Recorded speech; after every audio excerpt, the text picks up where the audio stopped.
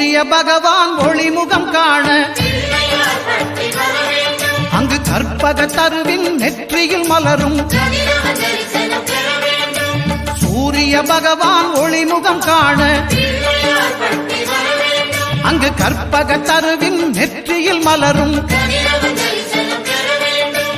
இருளை விலக்கி உலகை எழுப்பும் ஞாயிறு அங்கே குடியிருப்பான் அவன் ஆனை முகத்தனின் அடியவர் மனத்தில் ஒளியாய் வந்து கொலுவிருப்பான்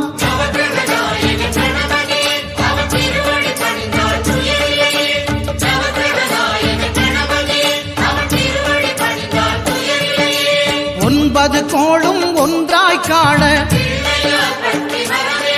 அங்கு கற்பகம் என்னும் கடவுளின் மெய்யில்